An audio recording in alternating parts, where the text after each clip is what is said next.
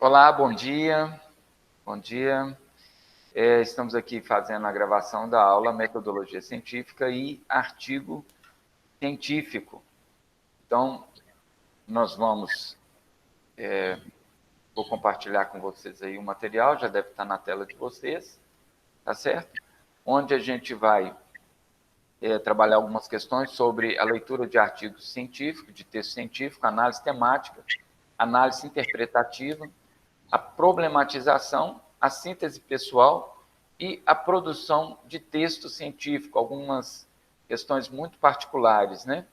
E o artigo científico, como é que você pode desenvolver o seu artigo, informações complementares e como que você vai utilizar de tabelas, seções, além de toda a formatação de acordo com as regras da ABNT, né? O tamanho de letra, espacejamento, elementos pós-textuais, como é que vocês vão fazer a conclusão e depois as referências, né?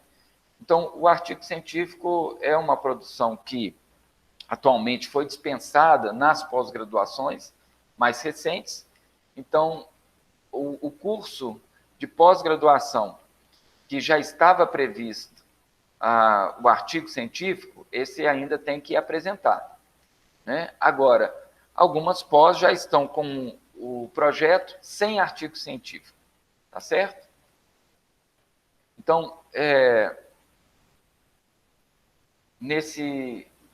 nessa disciplina, nós queremos oferecer para os participantes, né, noções de texto científico, iniciando as práticas do trabalho de pesquisa, para que possam exercitar o uso de um instrumental teórico, metodológico, que possibilite o domínio progressivo das práticas do trabalho intelectual, tornando-se produtores do conhecimento.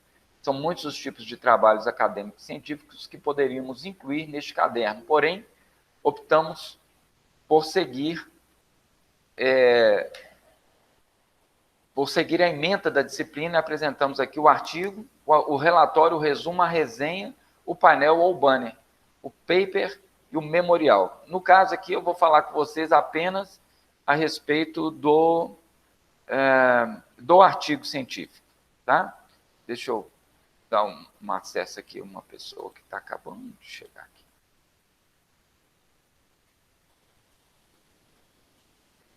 Olá, Leonor, bom dia. Muito bem.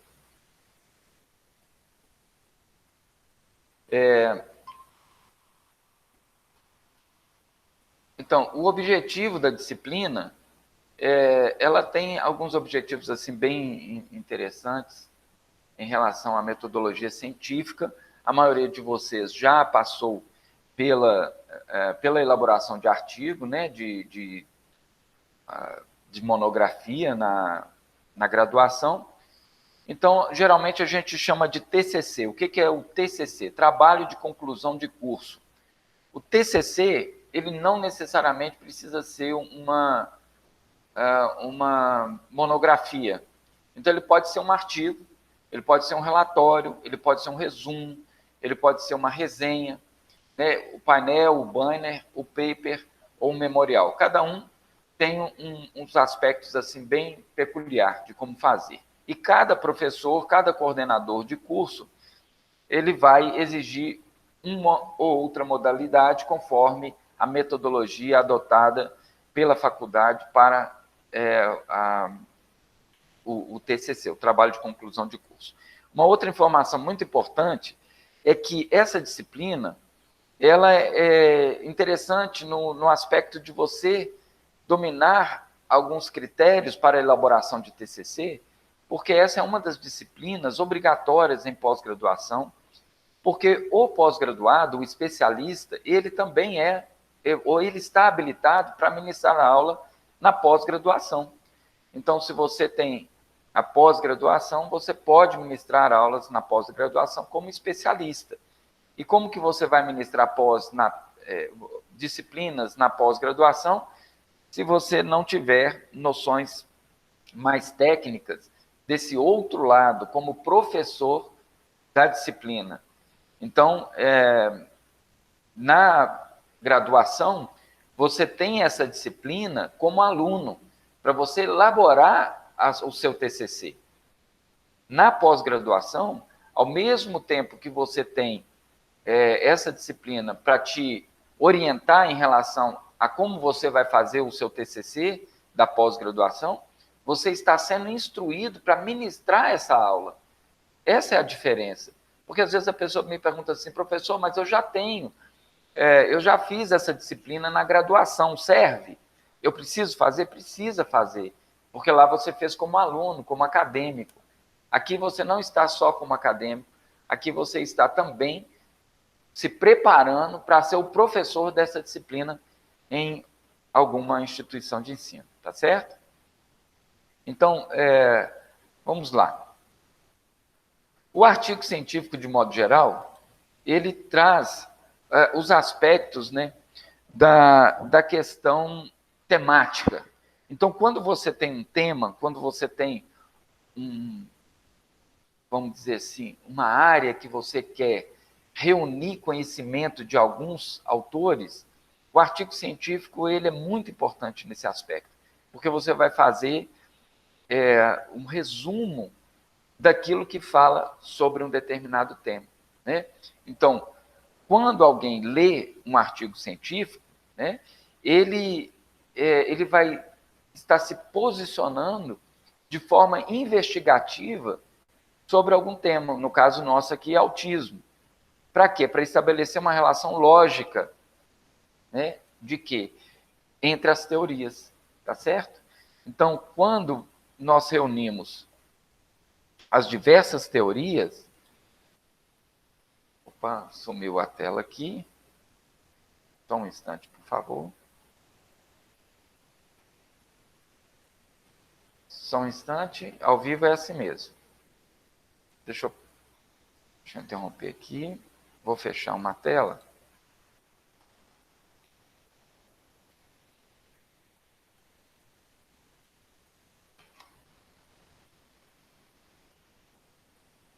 Pesado aqui, vou abrir ela aqui de novo. Só um minutinho. Ao vivo é desse jeito, tá?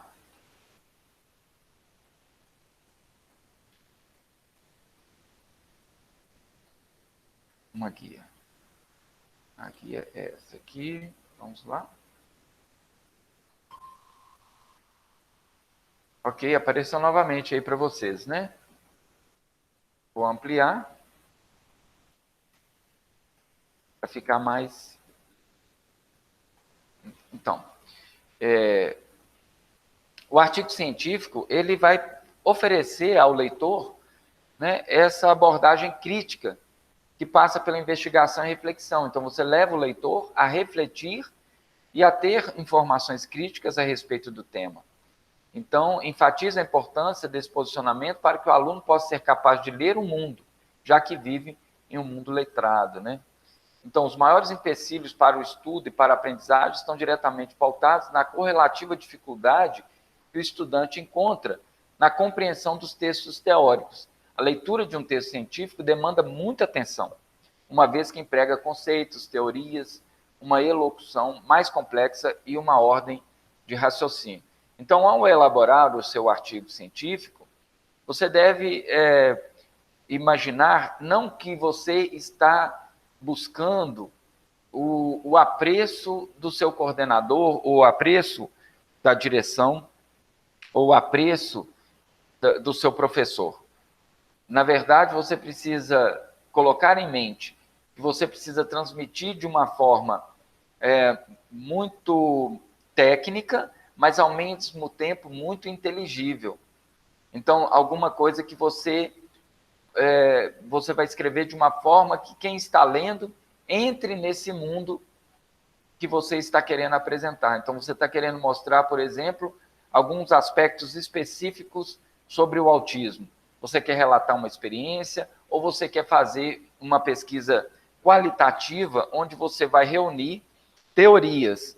Então, você pode, por exemplo, pegar duas teorias de dois autores e fazendo comparações ao longo de todo o seu conteúdo.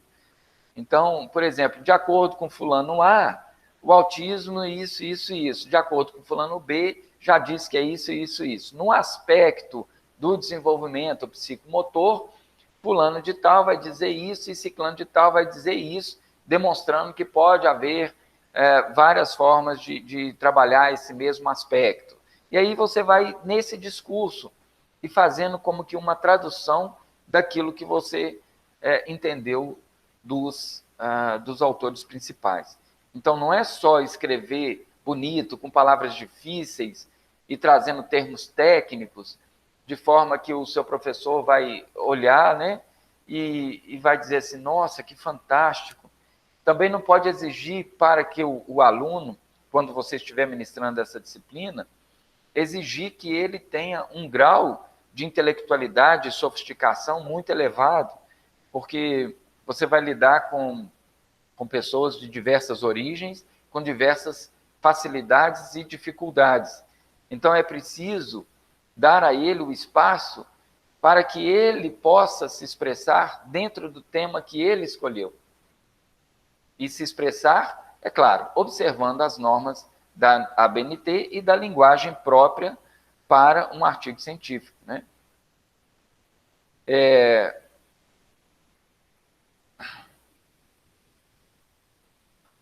Vamos lá. Nas exposições teóricas, como em geral são encontradas em textos científicos, o raciocínio é quase sempre dedutivo. A imaginação e a experiência objetiva não são de muita valia. Então, é quando você leva o sujeito, a pessoa, o leitor, a chegar a uma conclusão, ao invés de você falar, por exemplo, sobre o que você acha que é. Eu acho, eu penso que deveria ser assim, eu acredito, não é uma opinião própria. Então, normalmente, o artigo não se escreve na primeira pessoa, né? E você vai escrever na terceira pessoa do singular, né? Então, segundo fulano. Então, é sempre ele, né? Sempre o outro que está falando, tá certo? Então, a sua experiência objetiva, é porque eu tive um caso na minha escola em que uma criança pegou isso e fez aquilo. Não serve, não tem valia nenhuma, né? A não ser que você vá colocar isso como uma pesquisa quantitativa. A quantitativa, então você vai colocar como um relatório. Então você vai fazer uma pesquisa em X pessoas em determinado lugar e você vai mostrar os aspectos. Então tem os gráficos, tem as características, tal. É bem mais complicado, porque você vai ter que fazer a pesquisa de campo. No caso, pode ser só a qualitativa, é quando você compara as teorias, tá bom?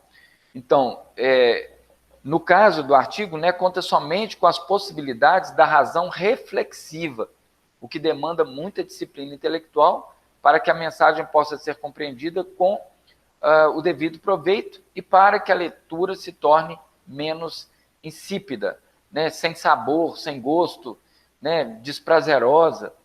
Sabor, do latim, vem da palavra sapere, sabor, que quer dizer ter gosto, né? O aprender, ela vem da palavra sapere, né? O saber.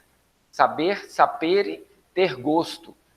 Então, não pode ser uma coisa que a pessoa lê e não seja gostosa de ler, né? Então, é importante observar esses aspectos, tá certo?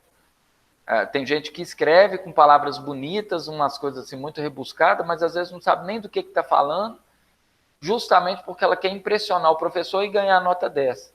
A nota 10 ela não vem da escrita rebuscada, ela vem da facilidade que a pessoa tem em ler o que está escrito em terceira pessoa, observando os aspectos da pesquisa qualitativa ou quantitativa, conforme for a sua escolha. Eu acredito que a qualitativa ela é bem mais simples, porque você vai comparar teorias, tá? E isso vai dar uma, como é que fala? Isso vai dar um sabor diferente, na leitura, né?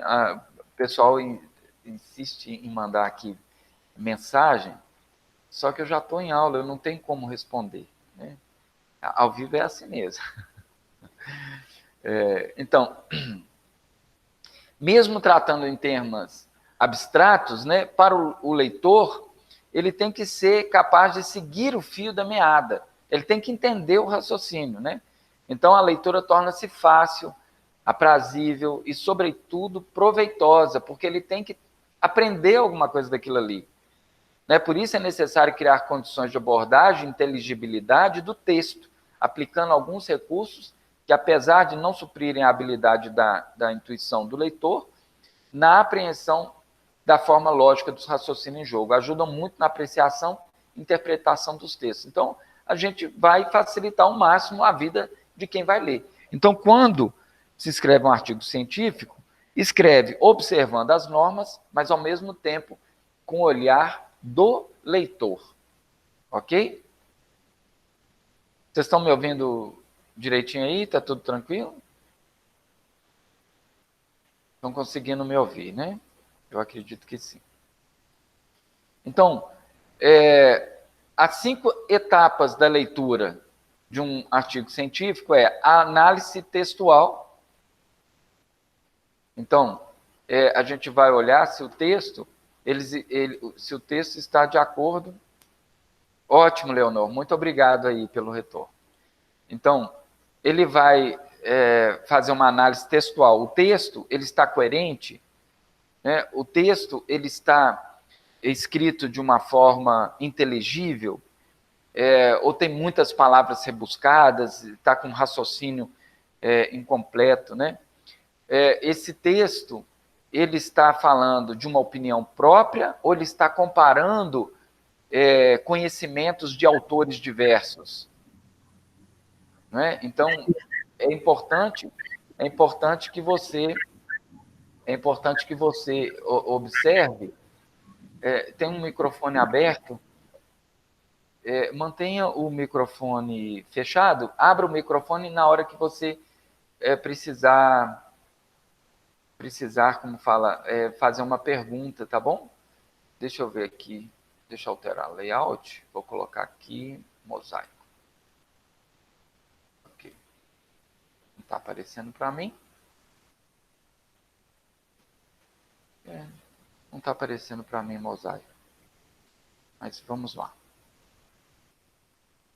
Então, o que acontece? Quando a pessoa... não, esse daqui. Deixa eu fechar. Então, na análise textual, nós vamos observar essas questões, dessa facilidade de leitura, prazer, etc. Na análise temática, né, quanto mais específico, melhor. Então, é isso que dá uma diferença entre as pós-graduações. Então, tudo que se faz depois da graduação é pós-graduação. Então, você tem a especialização lato sensu e a stricto sensu. A especialização lato sensu é essa pós-graduação, que é essa especialização ampla, mais generalista, que a gente trabalha. A stricto sensu é o mestrado e o doutorado, que é stricto sensu. Então, enquanto no lato sensu a gente vai falar sobre autismo no Brasil, por exemplo, em stricto sensu, você vai falar comorbidades do autismo em pessoas com síndrome de Down, por exemplo. É uma coisa mais específica, né? É uma coisa assim bem pontual, né? No lato sensu a gente fala sobre a mosca africana, no stricto sensu vai falar sobre a ponta da asa esquerda da mosca africana. Então, uma coisa dentro da outra. O funil vai se fechando nesse contexto aí, tá certo? Essa seria na análise temática. A análise interpretativa são as pessoas que você vai, os autores que você vai escolher para poder falar sobre aquele tema. Então, vamos supor que você traga um autor que fale de uma parte organicista do autismo e um autor que fala sobre a parte funcionalista do autismo. Então, isso enriquece o texto porque dá percepções diferentes. Quando você traz 2 ou 3 autores organicistas, todos eles vão falar sobre as causas biofisiológicas do autismo. Tá certo? Então, se você traz autores que são organicistas, que falam sobre as questões biofisiológicas, como que você vai trabalhar, como que você vai querer falar, por exemplo, a respeito de memória, de atenção do autista? Se isso já está em funções executivas e isso é uma abordagem funcionalista, né? Então, você precisa entender que se você quer trazer uma temática que vai destacar os aspectos biofisiológicos, então os autores têm que ser autores organicistas, geralmente são médicos. Se você quer trazer uma abordagem funcionalista, então você vai trazer psicólogos, neuropsicólogos, né? Na abordagem organicista, você tem os fonoaudiólogos também. Eles são mistos, né? Eles vão trabalhar a parte organicista e a parte funcional. É bem interessante, tá? Só...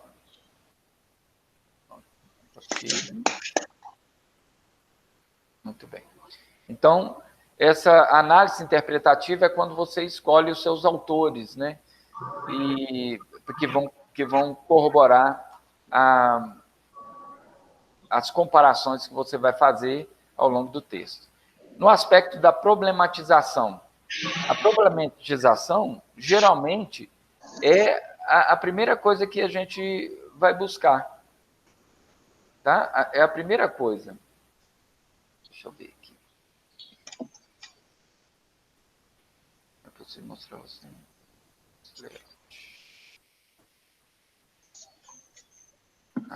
Ok. Eu consegui mudar aqui. Eu estava com uma imagem fixa. Ok, agora eu consigo aqui. Muito bem. Então, a problematização, normalmente, é a primeira coisa. Comprei foi o tamanho M, Ana? Oi? Alguém quer fazer pergunta? Estou ouvindo um som? Oi? Não? Uhum. Quer fazer alguma pergunta? Alguém? Não, já fiz. Entrei agora e eu demorei para conseguir entrar. Estava com um problema aqui para entrar. Ah, tá. Não tem problema, não. A gente teve alguns picos de luz também aqui na Não cidade. estava conseguindo, agora que eu fui conseguir. Ah, Bom tá dia. certo. Bom dia. Bom dia. Seja bem-vindo, tá? Obrigada. Joia. Eu vou fechar aqui o seu microfone. Se você precisar, você pode abrir, tá bom? Para fazer alguma pergunta, se precisar. Tá? E aqui vai ficar gravado também desde o início. Tá bom? Depois pode rever essa live. Deixa eu ver se ela está sendo gravada. Só confirmar aqui. Exatamente, está sendo gravada assim, tá bom? Então, a gente começa o artigo científico pela problematização. Então, você vai anotar aí qual é o problema que você quer trazer à discussão. Qual é o problema? Então, normalmente as pessoas falam assim, eu quero falar sobre autismo em meninas. Começa a pensar sobre um título, e coloca o título e quer começar do começo. Artigo científico a gente não começa do começo, a gente começa do final. Então, o final, que seria a conclusão, né, a sua síntese pessoal, ela tem que estar muito relacionada com a problematização que você levantou. Então, imagine como que você gostaria de ler a sua conclusão do seu artigo científico. Tá? Então, vamos supor que seja assim.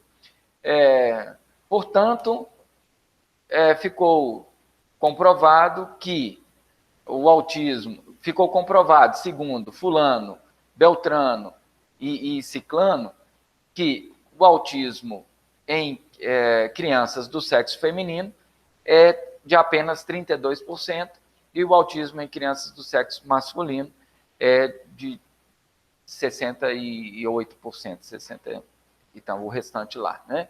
E aí você, com base nisso, com o seu final, com a sua conclusão, você, então, vai começar a sua pesquisa científica, seja ela tanto no aspecto qualitativo, apenas com comparação teórica, ou se uma quantitativa, se com comparações ou aferições em loco, pesquisa de campo, tá bom? Essa é bem mais demorada, essa requer assim, bem mais atenção, né? Bem mais dedicação. Então, é basicamente isso, tá? O que você quer ler no final? Aqui na apostila, que eu compartilhei com vocês, eu coloquei lá no grupo, eu vou mandar,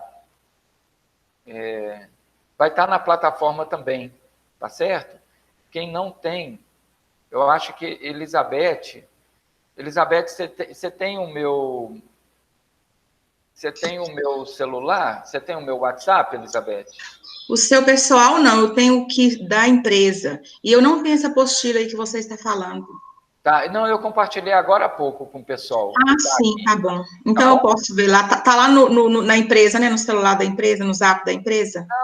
Anota o meu. Pode anotar o meu? Ok. Deixa eu colocar aqui para você na mensagem. Eu acho que vai dar para você ver aí. DDD Sim. 38 988 12 6820. Você só me dá um oi que eu mando ela para você aqui agora. Mas também ela vai estar na plataforma, tá bom? Na Viu? Tá plataforma bom. EAD, vai estar lá para depois fazer essa consulta. Mas eu já estou Sim. como é que fala, né? Esmiuçando ela Tá aqui bom. com Eu vocês. vou assistir a aula e depois eu imprimo ela para mim estudar ela. Tá bom? Isso, tá bom, Tá. tá ótimo. Obrigada. Nada. Então, aqui está falando sobre o que é análise textual, né? Todos esses aspectos aí que a gente estava falando, a análise temática, tá certo? Ele vai trazer aqui a teoria sobre isso. Por que é importante você aprender essas coisas? Isso aqui não é só para você fazer o artigo científico aqui para pós-graduação que você está fazendo. Porque aqui são 3 páginas, é algo muito simples, talvez com meia hora eu pudesse te orientar. Mas o objetivo dessa disciplina na pós-graduação é preparar você para ser também um professor de metodologia científica e artigo científico, tá? De metodologia de pesquisa e artigo científico. Então, você está sendo preparado também para ministrar aula a respeito disso. E é por isso que você precisa ter esses aspectos mais específicos, tá? Porque isso vai te embasar as suas aulas, ok? Então, na análise interpretativa, lá, tem que ter coerência interna da argumentação, validade dos argumentos empregados. Então, quando você fala alguma coisa, por exemplo, X% de crianças do sexo feminino são autistas. Da onde você tirou essa fonte, essa informação? De qual fonte você tirou essa informação? Né? Com base em quê? Mais de 70% das famílias não têm estrutura. Ok, mais de 70%. Da onde que você tirou essa informação? Qual é a fonte? Segundo pesquisa de fulano de tal, da universidade tal, né? Indica que X% das famílias têm pelo menos uma ou duas crianças autistas em seu meio familiar. Então, você tem que ter a validade daquilo que você está falando. Então, não jogar informações que não se podem ser comprovadas. Isso é igual cheque sem fundo, né? Então, é isso que você vai exigir também do aluno quando você for uma orientadora de artigo científico, tá? As faculdades precisam muito, e por isso eu fiz questão de colocar também essa disciplina, além dela ser obrigatória, eu fiz questão de colocar. Porém, hoje não é mais obrigatória. Só que quem não tem essa disciplina no seu diploma, no seu certificado de pós-graduação, geralmente não pode ser orientador de artigo nas faculdades. E isso é uma renda extra, né, que você vai ter. Então, foi uma forma de potencializar o seu certificado para o trabalho como orientador. Tá bom? Ô, Shafiq, deixa eu te perguntar aqui. Mas nós somos obrigados a fazer o artigo para a gente concluir, né, essa pós. Então, porque existem o MEC lançou uma portaria, eu falei no início, Elizabeth, que ele dispensa o artigo. Mas em que circunstâncias? Nos projetos novos que não prevê o artigo científico, então não precisa fazer. Como esse projeto é um projeto antigo e já previa o artigo científico, então não tem como tirar ele agora, porque ele já foi encaminhado para a faculdade e está no portal como tendo o artigo científico. Tá. E pelo que eu entendi, nós vamos fazer ele em dupla, né? Para entregar para vocês, né? Pode fazer em dupla. É em dupla? É em dupla, são no mínimo 3 páginas. No máximo... Como assim nós somos, às vezes, cada uma de uma cidade, às vezes fica mais difícil para interagir? Se puder fazer sozinho, não pode, não? Pode fazer sozinho. Então tá. Na verdade, quando a gente parte do princípio da monografia, a monografia é a escrita de uma única pessoa, só pode ser de um. Sim. No caso do artigo científico, deveria seguir essa lógica. Mas eles abriram exceção e estão recebendo artigos escritos em dupla e, às vezes, até em 3 pessoas. Ok. Não tem problema, pode ser produzido assim. Agora, quanto mais páginas, mais fica mais aceitável, né? Aumentar o número de pessoas. Agora, por exemplo, 3 páginas. Aí você coloca ali 3, 4 pessoas escrevendo, então fica meio estranho para quem escreve o artigo, né? Okay. Mas pode fazer sozinha, pode fazer em dupla, em até 3 pessoas. A gente nunca teve problema, nunca foi nos devolvido nenhum artigo nessas condições. Tá bom? Ok, tá bom. Obrigada. Nada. Então, ele tem que ter originalidade do tratamento dado ao problema, né? Então, é algo que precisa ser observado desde o início, a originalidade do tratamento dado ao problema. Então, não é bom que você traga informações que já estão prontas de outros artigos, porque senão vai ficar muito parecido com plágio, né? E uma cópia de uma coisa que já foi feito é como jogar água na chuva. Então, quando você traz uma problemática que é algo, perdão, que você percebe que você teve dificuldade de achar, né? Então, vamos supor assim, o que durante a sua atuação profissional você sentiu falta em relação a informações sobre autismo?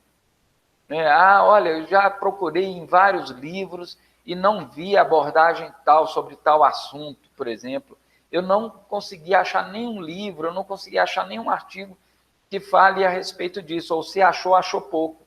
Então, nesse aspecto, isso dá um valor maior para o seu certificado, para o seu artigo científico, né?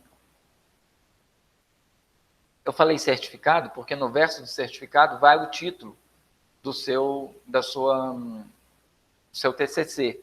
E lá, quando alguém pega o seu certificado, e ele vai olhar que você fez uma pesquisa científica naquela abordagem que não se fala muito, isso vai chamar a atenção. Então, é uma forma de chamar a atenção de uma forma positiva, né? Isso é importante. Tá bom? Vamos lá. Profundidade da análise do tema. Então, vamos supor que você coloque apenas 2 teóricos e fica com esses 2 teóricos o tempo todo. Imagine você assistindo uma partida de futebol em que tem um jogador de um lado e um jogador do outro. Só 2 pessoas correndo atrás da bola. Tem emoção nisso? Tem profundidade? nesse jogo? Não vai ter. Então, não é uma coisa gostosa de ficar vendo. Então, eu sugiro que o ideal seria em média, 6 autores.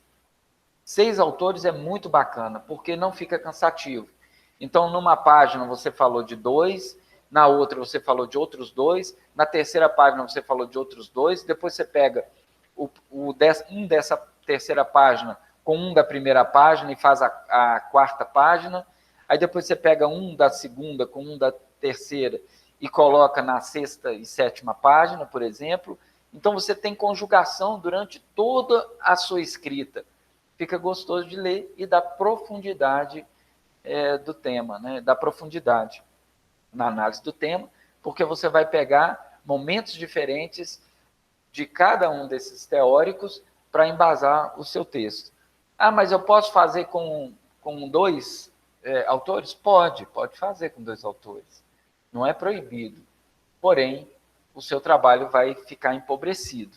Tá certo? Então, eu falo assim, no mínimo 3.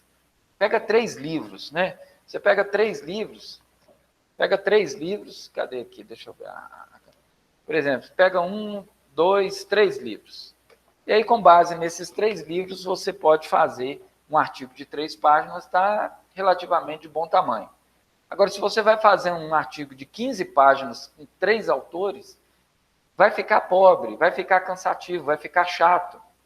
Tá certo? A gente costuma dizer o seguinte, você precisa colocar um autor para cada 2 páginas. Então, se você tem 15 páginas de artigo, pelo menos 6, 7 autores, em média.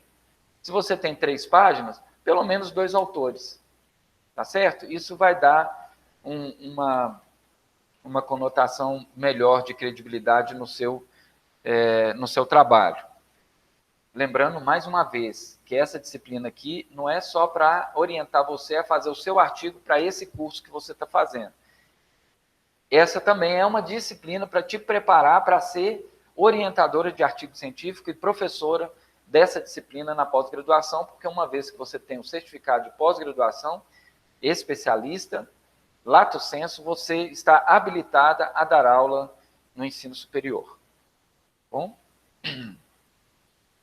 Alcance de suas conclusões e consequências, apreciação e juízo pessoal das ideias defendidas. Então, o que Severino fala, né, a respeito da análise interpretativa?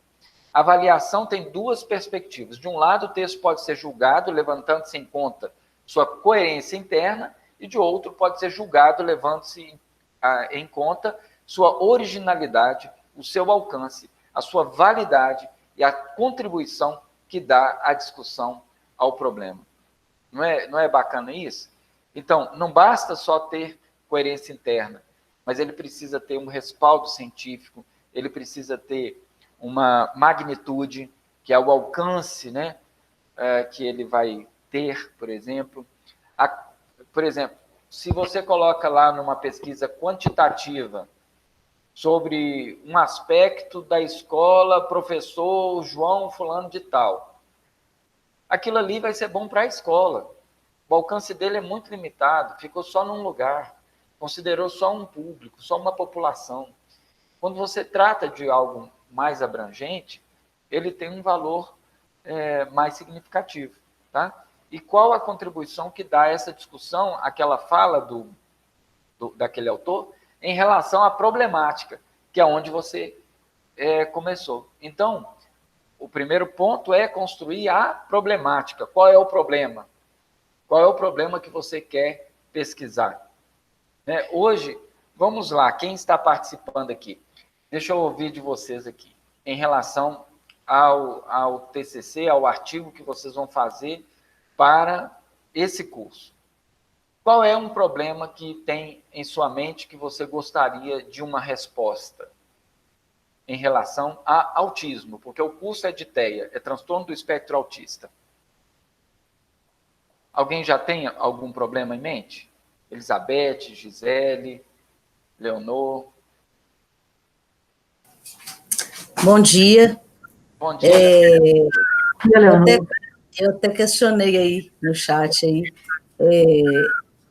uma questão que está sempre, agora, uma ascensão, assim, muito grande, né, que é no ambiente escolar, e preocupa muita gente, e a gente tem percebido que só está aumentando, né, e são diversas situações.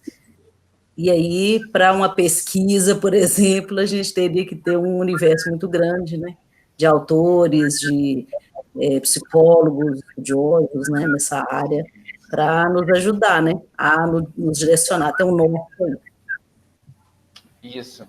Então, existe essa questão do aspecto escolar. Quando você pensa do aspecto escolar, você precisa entender sobre as funções executivas, né? E aí, a gente teve aquela aula da doutora Vera Mieto, que fala das funções executivas, e eu lancei com uma das turmas de TEA, lá de Montes Claros, eu reuni os melhores artigos e editei esse livro. A gente lançou esse livro aqui com a minha organização, né? Que fala sobre as funções executivas e aprendizagem do autista. Viu, Leonor? Eu vou te dar de presente esse livro, é o único que eu tenho, que sobrou aqui comigo. Maravilha! Eu vou levar ele para você aí na escola, tá? Muito obrigada, Javi. Você tá aqui pertinho de mim, e eu sei que você, como diretora da escola, isso aqui vai ser de grande valia para você, né? Depois muito bom. Eu vou lançar o PDF desse livro, tá? E aí, quando eu lançar o PDF desse livro, eu distribuo para todo mundo, viu, Elizabeth? Você também? Aí eu distribuo para vocês. Então, na verdade, aqui eu reuni os melhores artigos de uma turma de TEA. Eu não lembro se foi a turma 2, a turma 3, sabe? Mas aqui tem um nome de todas as alunas, olha aí. Está dando para ver, né? Eu coloquei aqui o nome de todas as alunas, e quem colocou o primeiro artigo aqui foi da Vera Mieto, falando sobre as funções executivas. Então, Leonor, uma das problemáticas que você pode começar para o seu artigo é a importância das funções executivas para o desenvolvimento escolar do autista. Alguma coisa desse tipo, né? E isso vai te dar uma base muito interessante para você fazer pesquisa. E aí você pode colocar, você vai pesquisar sobre funções executivas, que vai falar de quê? Capacidade de decisão, memória, atenção, né? Tudo aquilo que a pessoa precisa para poder aprender. E isso tem a ver com o contexto escolar. Né? E depois isso aqui pode até virar um workshop seu, um curso seu. Olha só que bacana, Leonor, que isso pode, né, gerar, não só para a sua equipe, né, e vira até um treinamento aí para a sua equipe, tá certo? Além de poder virar também um livro seu, né, no futuro próximo. Né? Muito bem. Depois, vou ficar disponível para vocês, como eu falei, né, durante o mês de janeiro, o mês de fevereiro. Eu vou estar dezembro e janeiro, eu vou estar à disposição de vocês para agendar comigo individualmente, tá? Uma live, uma videochamada, porque eu vou estar orientando vocês. Eu sou orientador de artigo científico para vocês aqui dessa turma. Então, vocês podem me chamar 1, 2, 3, 4, 5, 10 vezes, se precisar, tá bom? E aí a gente agenda e eu vou orientando vocês, vou dando dicas, vou vendo como é que está esse artigo. Eu gosto de acompanhar isso, tá certo? Hoje a gente perdeu muito essa capacidade de poder lançar um livro. Eu gostaria muito de fazer isso com as últimas turmas, né? E essas são as 2 últimas turmas da Unicead. Depois disso, eu vou fechar definitivamente a Unicead. Nós não vamos ter mais a Unicead. Ela foi muito prejudicada pela pandemia, né? Nós perdemos a nossa estrutura física, nós perdemos a nossa capacidade de mercado, eu estou me reinventando para poder sobreviver, manter no mercado de trabalho, né? E, infelizmente, a gente não tem como dar continuidade a isso. Eu queria lançar um livro com essas últimas 2 turmas, igual eu fiz com essa turma aqui. Mas, assim, as condições financeiras estão extremamente precárias para que eu possa fazer isso. Então, vai ficar só no coração, num desejo, mas quem sabe a gente não faz uma versão em PDF, né? E coloca aí também os melhores artigos num e-book, por exemplo. E aí a gente pode fazer um e-book, né, e distribuir gratuitamente aí para todo mundo, porque é uma contribuição nossa para a sociedade de modo geral, para os professores, para os pais, né, e a gente precisa deixar algum legado, né, nesse mundo tão difícil que a gente tem enfrentado, né, em função de uma série de coisas, tá? Mas a gente... Então, por isso que eu quero... Oi, pois não, Elizabeth. Realmente, todos nós somos muito prejudicados com essa pandemia, né, Shafique? A gente está tendo que reinventar mesmo. Até nós, professores, nós estamos passando por momentos muito difíceis para a gente poder conseguir sobreviver na área. Mas, assim, até quando nós vamos poder entregar esse artigo, Shafique? Para você? É para você que entrega, né? Você vai encaminhar ele para o pedagógico, @unicead.com.br. Sim, é isso. Mas, assim, tem um prazo já para a gente estar entregando? Porque eu não tenho acompanhado essas conversas que você está tendo com as meninas. Quanto antes de entregar o artigo científico, melhor, tá? Eu não posso... Geralmente, o MEC, ele não estabelece um prazo final. Se você for entregar o artigo daqui 2 anos, 3 anos, né? Aí a empresa, se ela ainda estiver aberta, se ela ainda existir no mercado, aí E você está com a previsão para a gente terminar esse curso em qual mês? Para mim programar aqui para esse artigo, porque nós ainda temos ainda alguns temas, né, para ver, né? Aí é cada um, né? Porque como tem turmas diferentes, você tem o prazo que você precisar ir até o último módulo do curso, tá? Sim. Por isso que é bom já ir fazendo. Como são só 3 páginas, eu te falo assim, Elizabeth, com 1 semana a gente fecha 3 páginas de artigo. Sim. Isso não é uma monografia de graduação que vai ficar arrastando por 6 meses. Entende? Então, assim, se a gente fosse degravar uma discussão de namorados, em meia hora dava para fazer umas 30 páginas. Com certeza, sim. Então tá, Shafique, tá bom. Então você pode fazer aí, mas vamos colocar aqui que a gente tem, nós estamos prevendo aí, no mais tardar, assim, eu acredito, até junho do ano que vem. Sim. Entendeu? Tá bom. Limite. A gente não sabe o que vai acontecer nos próximos dias. Mas, assim, se você pode entregar antes, entregue antes. Eu estou à disposição para ajudar. Tá bom, vamos agilizar para nós poder organizar as coisas. Tá bom? Obrigada, Shafique. Ótima pergunta, porque já esclarece para todo mundo, né? Tá bom, sim. Ok. Muito obrigada. Nada. Então, vamos lá, passando aqui. A questão da problematização, porque é o começo, né, do artigo. Então, seria o quê? Bom, é a 4ª abordagem, mas no aspecto didático aqui. Mas eu penso que ela deve embasar a sua temática. Então, é ela que visa o levantamento dos problemas para discutir o texto, sobretudo quando o estudo é feito em grupo. É importante levantar e debater questões explícitas ou implícitas do texto e debater questões afins sugeridas pelo leitor, né? Então, os problemas podem situar-se no nível das 3 abordagens anteriores, desde os problemas textuais, os mais objetivos e concretos, até os mais difíceis problemas de interpretação. Todos constituem elementos válidos para a reflexão individual ou em grupo. O debate e a reflexão são essenciais à própria atividade filosófica e científica. Tá? Então, é bom observar a distinção entre a tarefa de determinação do problema, a segunda etapa da análise temática e a problematização geral do texto.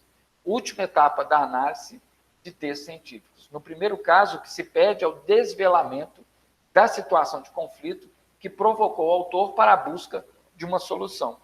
Então, na problematização, você vai trazer algo que você quer apontar um caminho. Não quer dizer que você vai apontar um caminho. Existe, por exemplo, dentro da medicina homeopática, um tratamento para autismo. E tem revertido casos de autismo, de homeopatia. Então, é um trabalho europeu, se não me falha a memória, da Alemanha, e que trouxe para o Brasil, já estão formando terapeutas homeopatas que trabalham a questão do autismo, revertendo vários espectros do autismo, porém, isso carece de muitas pesquisas, né, de validação, de acompanhamento, isso ao longo do tempo aí é que vai ser feito. Então, quem vai escrever sobre a homeopatia na reversão do espectro autista, ela sabe que não vai ter uma solução final. Não tomou uns comprimidinhos, tomou alguns remédios homeopáticos e daqui X meses a pessoa vai estar outra ou ficar livre do autismo. Na verdade, o que acontece é que a indicação homeopática, em alguns casos, aprimoram as funções executivas. Então, melhora alguns quadros de atenção, de memória, e isso proporciona, no quadro geral, uma situação melhor de bem-estar, de qualidade de vida para a criança com autismo. Então, essa pesquisa, por exemplo, ela tem que tomar esse cuidado, todas elas, tá? E isso é bastante importante a gente pensar aqui. Então, a problematização, ela deve seguir esse aspecto no sentido de que você vai precisar destrinchar essa problemática ao longo do seu texto. Então, o seu texto precisa ser construído com base a chegar no problema. Então, quando você viaja, primeiro você escolhe o carro? Não. Você não escolhe o carro quando você viaja. Eu quero viajar, eu vou viajar, vou tirar férias, muito bem, mas eu já sei que eu quero ir de avião. Não é assim que começa. Avião pode ser o início da viagem, o carro é o início da viagem. Primeira coisa que você tem que saber é aonde você quer chegar. Para depois você saber se lá se tem aeroporto, se tem que ser de barco, se tem que ser de carro, não é? Dependendo do lugar, não chega de carro, não chega de barco, você tem que ir de avião. Então, você tem que saber aonde é que você quer chegar. E a problematização é a primeira coisa. Onde é que você quer chegar com a sua pesquisa? Então, a primeira coisa que eu vou te pedir para você escrever e me enviar, me encaminhar, isso pode ser para o meu e-mail pessoal, tá? Pode ser eu vou colocar lá na plataforma, vai ter chafique.gibeli@gmail.com, ou você me manda aqui pelo WhatsApp, tá? Você vai me mandar o final do seu artigo, conclusão, tá? Você vai escrever a conclusão do seu artigo. A conclusão do seu artigo é aquilo que você quer mostrar. O que você quer mostrar? Onde é que você quer chegar? Vamos lá, se fosse funções executivas, né?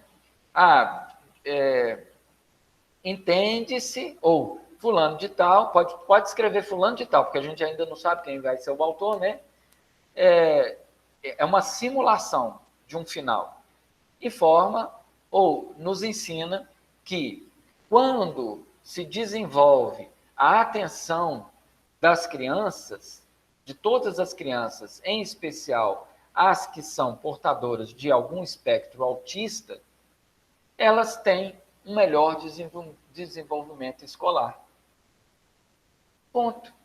É aí que você quer chegar? Ótimo. Então, agora nós vamos buscar os autores que falam de funções executivas, de memória e tal. Vamos pegar algumas coisas alguns exercícios, algumas práticas que desenvolvem a atenção.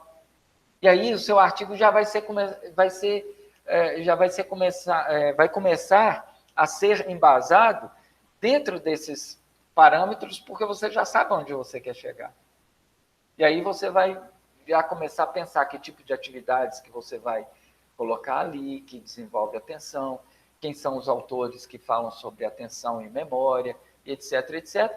E aí você já vai imaginar agora que a introdução do seu artigo já está fechada, já está pronta, porque ela foi construída de trás para frente. Né? Então, você vai chegar no início da sua monografia com tudo muito mais fácil. Essa é a grande sacada que o coordenador, o orientador de artigo científico, de pesquisa, ele deve passar para os seus orientandos, porque é assim que você vai mantê-lo de forma tranquila, né, num estado emocional suficiente para que ele tenha a mínima condição de escrever o que ele quer escrever, ao invés de ficar colocando pressão. Né? Fala de um primeiro tema, autismo no Brasil. Esse é o título da monografia, ou do artigo. E depois começa a colocar pilha e coloca prazo, e você tem que fazer isso, e cadê o autor? Aí começa a escrever, daí a pouco está todo mundo descabelado. Né? Por quê? Porque está começando do começo. Então, não é para começar do começo, é para começar do final. A síntese pessoal é a discussão da problemática levantada pelo texto, bem como a reflexão a que ele conduz. Deve levar o leitor a uma fase de elaboração pessoal ou de síntese. Trata-se de uma etapa ligada antes à construção lógica de uma redação do que à leitura como tal. É a reelaboração pessoal da mensagem, onde você, como leitor, deverá desenvolver a mensagem mediante retomada pessoal do texto e raciocínio personalizado e elaborar um novo texto, com redação própria, com discussão e reflexões pessoais. Então, lá na conclusão, ela não só vai ter a resolução da problemática que foi construída, né, a resposta da problemática, como também, em algum parágrafo, ali na conclusão, vai ter a sua impressão pessoal, porque ali cabe. Então, ali você vai dizer, percebo a necessidade de mais atividades que estimulam as funções neurológicas, as funções executivas nas crianças, para que possa desenvolver a atenção no âmbito escolar, e isso carece de mais pesquisas, de mais de profissionais capacitados para tal. É importante a presença do profissional psicopedagogo ou do especialista em TEA no contexto escolar, dentro do ambiente da escola, para dar esse suporte e desenvolvimento, etc, etc, etc. Então, nesse contexto é que você vai concluir a sua obra e você vai ficar muito feliz, que escreveu de uma forma muito tranquila, muito fácil. Tá certo? Muito bem. Isso pode ser colocado em qualquer aspecto que você vai fazer. Por exemplo, na discussão, na anamnese, em qualquer relação que você tem, que você precisa ter uma DR, ou uma reunião que você quer levar a pessoa a entender o seu posicionamento, né? Às vezes a pessoa fica muito nervosa, muito brava, e ela quer ir pela força. E ela passa a ser um desafeto da sua equipe, porque ela quer empurrar a coisa do jeito que está na cabeça dela. É o que ela acha, o que ela pensa, a experiência dela, e aí ela quer, de uma forma assim, muito incisiva, colocar a opinião dela, ao invés de levar pelo método dedutivo.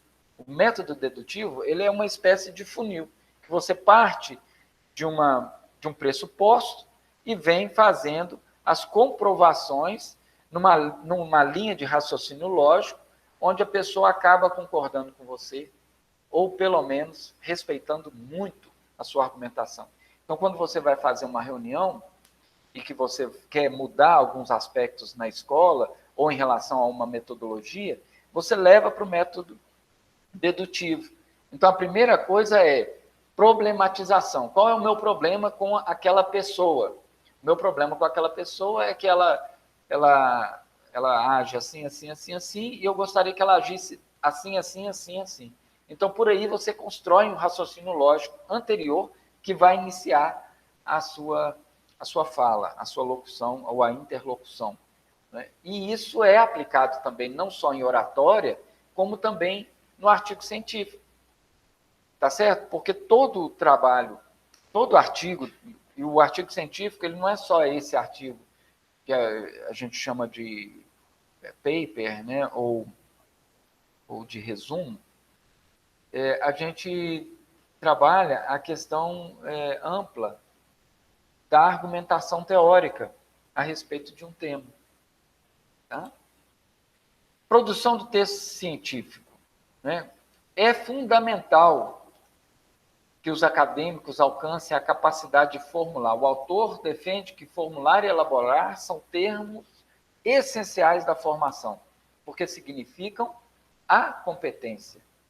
Significam é dar significante, é dar significado à sua competência.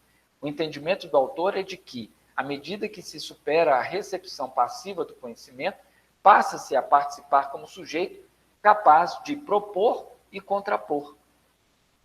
Então, é nesse posicionamento da competência que o artigo científico vai trazer um lastro para a sua atuação profissional. Né?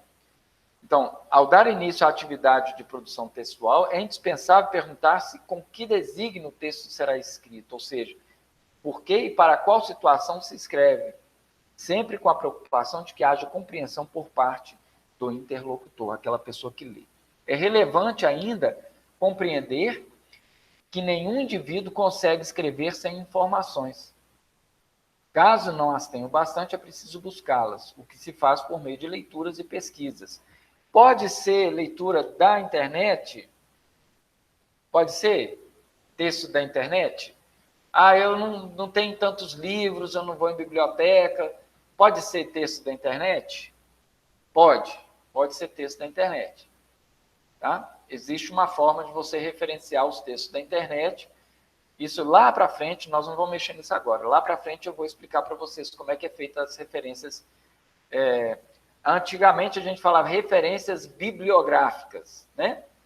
Hoje não fala mais. Hoje só coloca referências, tá? Porque tem as referências bibliográficas. Mas você precisa observar alguns critérios. Quais são os critérios? Primeiro, a fonte. A fonte é, esse texto, ele é de alguém que tem lastro? Porque tem muita gente escrevendo muita bobagem na internet, como se fosse algo extremamente sério. Tá? Então, às vezes você se confunde em pegar em blogs, em pegar em sites de notícias, algumas informações que não são verídicas. Então, é preciso, vamos supor que você entre no site oficial do Conselho Regional de Medicina. No site oficial, tem um site de psicopedagogia, psicopedagogia.com.br. Eu, inclusive, escrevi alguns artigos lá, muitos anos atrás, eu escrevi alguns artigos lá, eles têm um critério muito bom, e ali tem muito texto bom. psicopedagogia.com.br.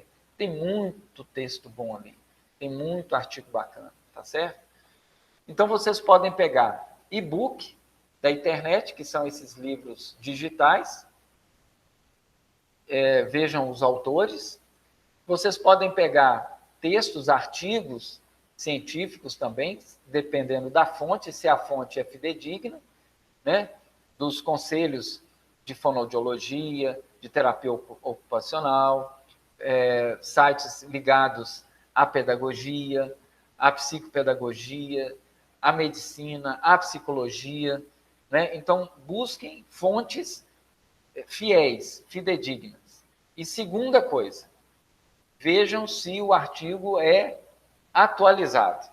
Então, se a fonte é fiel, se é uma fonte que tem lastro, que tem fundo, e se o artigo ele é atual.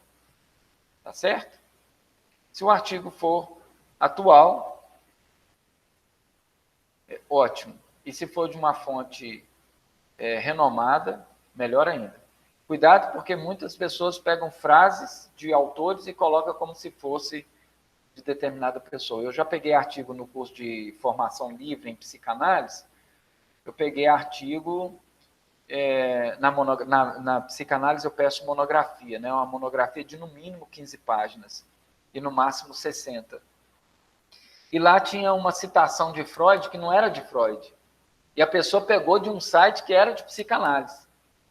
Então, tem que pesquisar, viu? Porque, às vezes, eles colocam, por alguma confusão, eles colocam ali. Tá certo?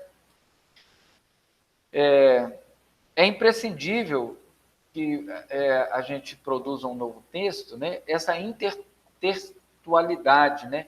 Que é o diálogo entre textos, né? Visto que não existe uma produção inédita. Tá certo? Então, você não tem a pretensão, embora possa ser, como profissional, a gente só vai saber daqui a uns anos, mas não tem a pretensão de se mostrar como um gênio, né? Um autor inédito a respeito de alguma coisa sobre autismo. O que você vai escrever já está escrito. O que você vai precisar fazer é trazer essa interlocução entre textos. É um diálogo entre autores. Quando você constrói um artigo, você faz um diálogo entre autores. É você que está mediando. Então, você que vai colocar fulano de tal fala assim, a respeito disso, fulano de tal fala isso. A respeito disso, já fulano de tal fala que isso é assim, assim, assim.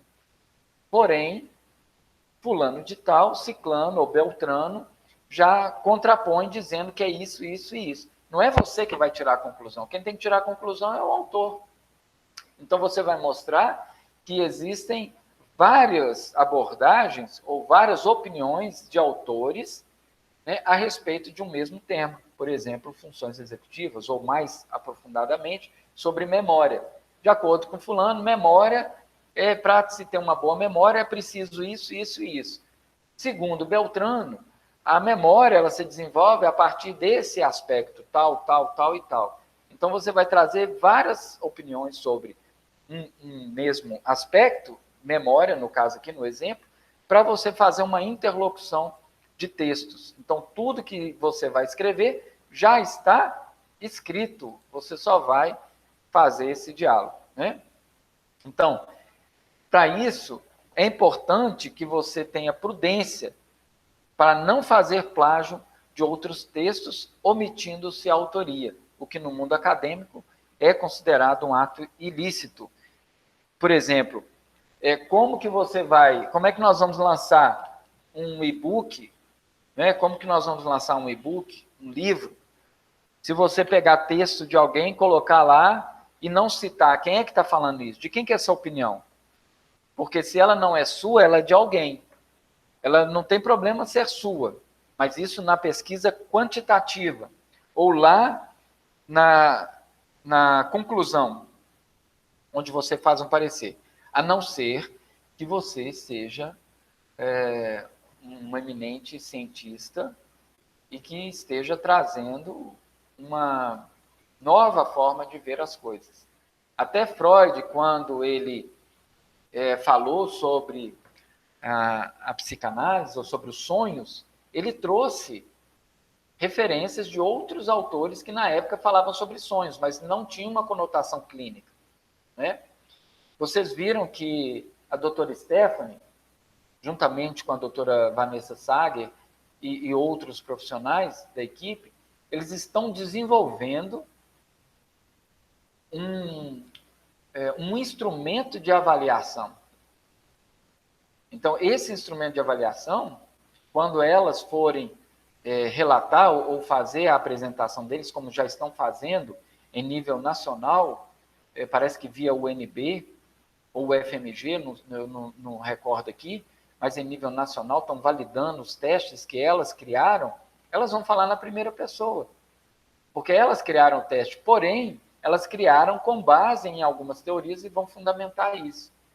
Entende? Então, de modo geral, é preciso prudência para você não pegar um texto e colocar como se fosse de ninguém, porque se não tiver o autor indicado ali, vai parecer que foi você que escreveu.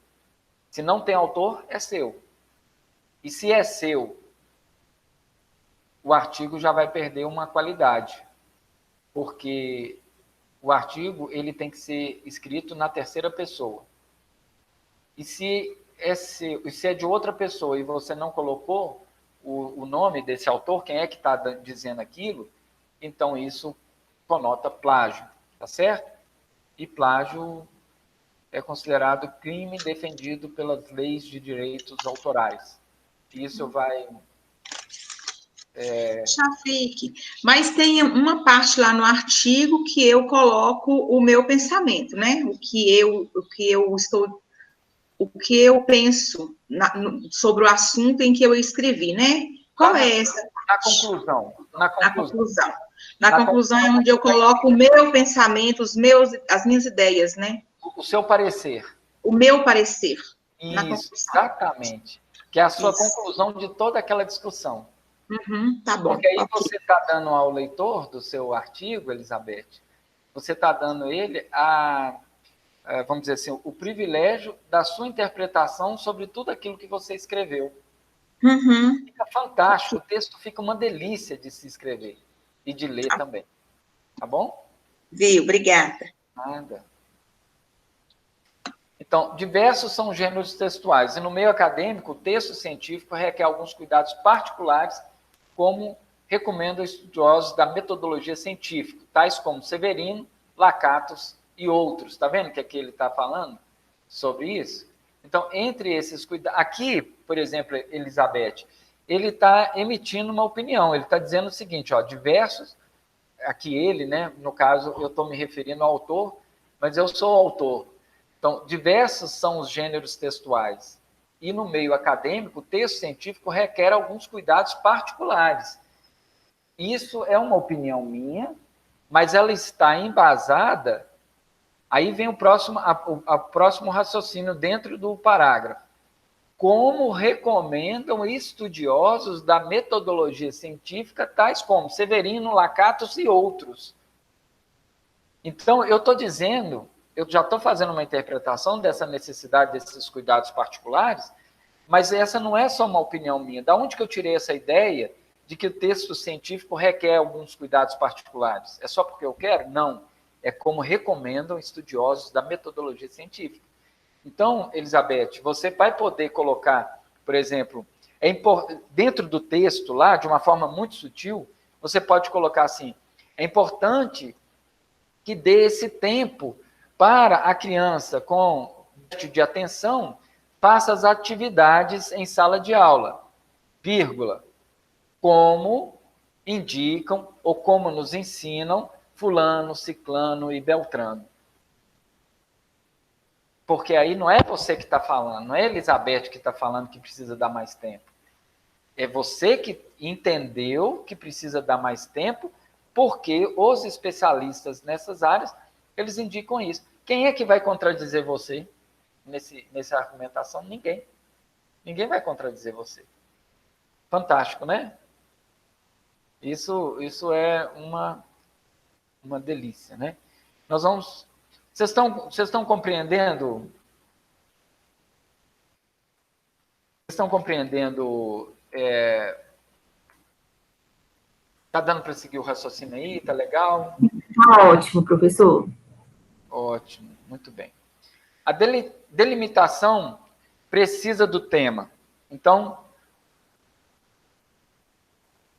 delimitar o tema é estudar um assunto em profundidade, de modo que se tenha clareza suficiente para restringi-lo, sem correr o risco de perder-se em meio a assuntos paralelos. Não dá para começar a falar de atenção e memória e terminar com uma receita de bolo de banana. Ou terminar falando sobre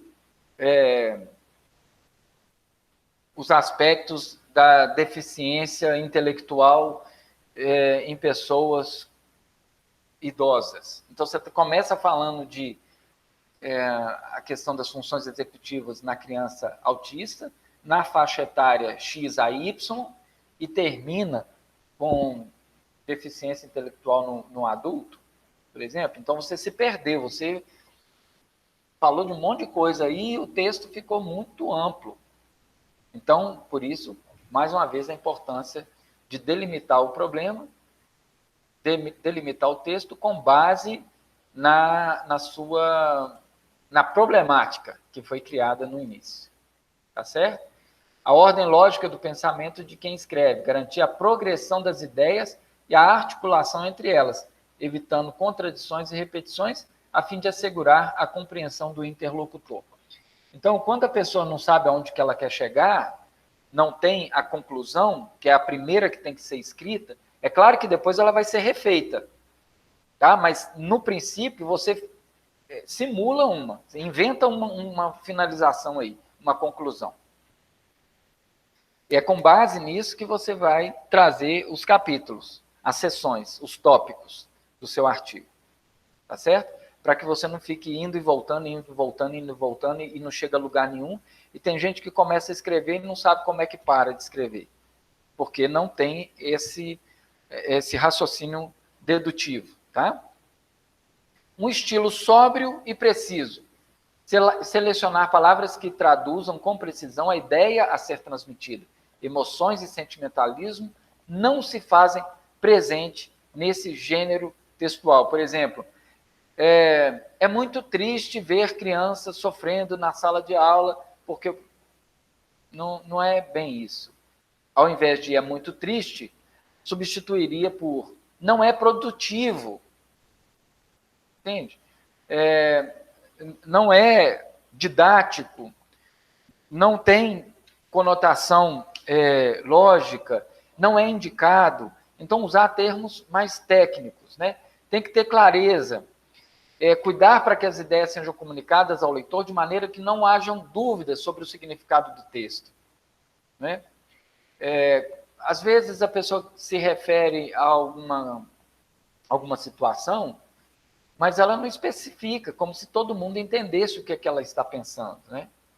E não é assim. As normas da BNT, elas são importantíssimas. Então,